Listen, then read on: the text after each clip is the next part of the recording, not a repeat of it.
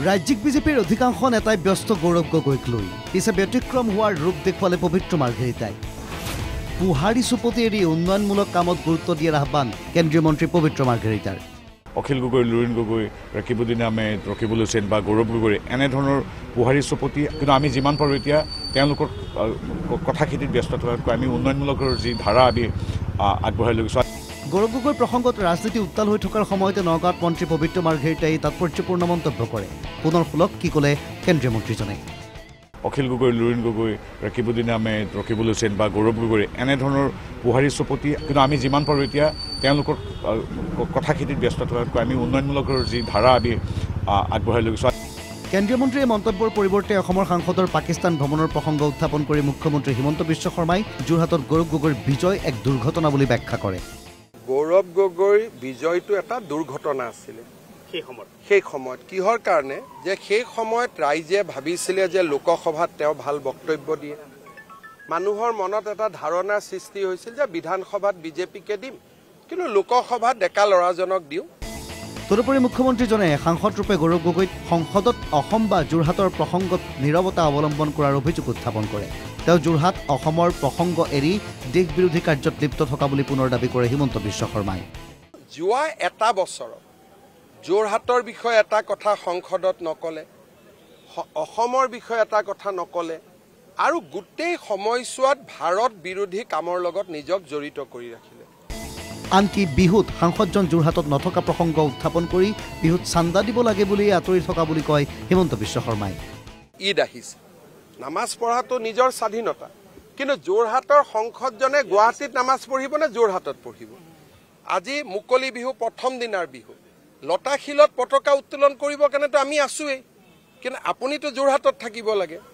গোটেই বিহুৰ সময়টোত কৰবাত 2 টকা চান্দা দিব লাগে বুলিয়ে তেওঁ মানুহৰ পৰা আঁতৰি থাকে।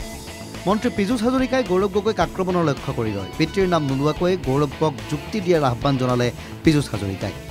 এতিয়া তেখেতে উত্তৰ দিবলৈ গৈ তেখেতৰ পিতৃক টানি অনা দেখিছোঁ। ইলেকশ্যনৰ সময়তো তেখেতৰ পিতৃক টানি আনিছিলে। তেখেতৰ পিতৃক টানি আনি তেখেতে ইম'শ্যন ক্ৰিয়েট কৰিব বিচাৰে, কিন্তু এইটো লৈ কিমান দিনলৈকে তেওঁ ইম'শ্যন ক্ৰিয়েট কৰি থাকিব পাৰিব তেখেতে জানিব। কিন্তু মই এটা কথা কওঁ, যদি সাহস থাকে নিজে যুঁজিব লাগে।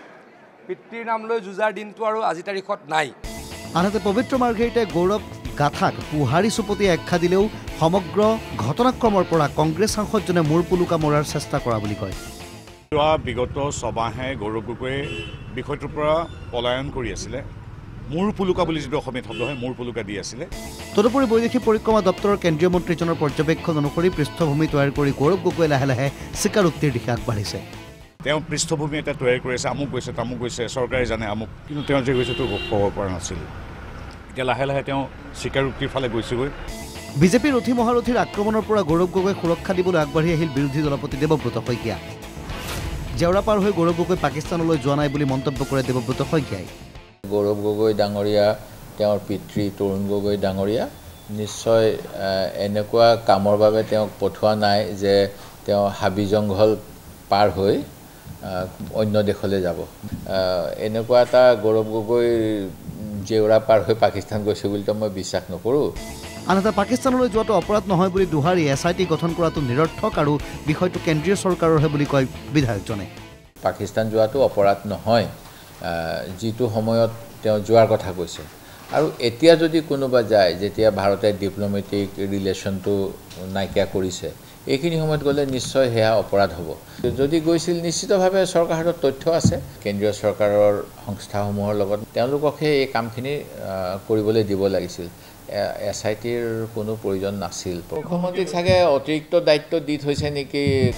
গৌৰৱ গাথাৰ ক্ষেত্ৰত কেন্দ্ৰীয় মন্ত্ৰী পবিত্ৰ মাৰ্ঘেৰিটাই সহায় কৰিব পাৰে বুলি তাৎপৰ্যপূৰ্ণ মন্তব্য কৰে দেৱব্ৰত শইকীয়াই। এক্সটাৰ্নেল এফেয়াৰ্ছৰ ৰাজ্যিক মন্ত্ৰী পবিত্ৰ মাৰ্ঘেৰিটা তেওঁ আমাক সহায় কৰিব পাৰে। তেখেতে যদি ইচ্ছা কৰে অকণমান মাত মাতিব পাৰে, কিন্তু তেখেতেও মাত মতা নাই। SIT বুলি কৈ পেলাই সকলোৱে এটা মানে বাতাবৰণ সৃষ্টি কৰিব বিচাৰিছে ছেপ্টেম্বৰ মাহলৈকে। এতিয়া 10 ছেপ্টেম্বৰৰ 11 বজালৈ নিশ্চয় অপেক্ষা কৰিব নালাগিব গৌৰৱ গাথাক লৈ উৎকণ্ঠিতসকলে। এটা দুটাকৈ সকলো কথাই মুখ্যমন্ত্ৰী আৰু গৌৰৱ গগৈ মুকলি কৰাৰ সম্ভাৱনাই অধিক। Bureau report NKTV+।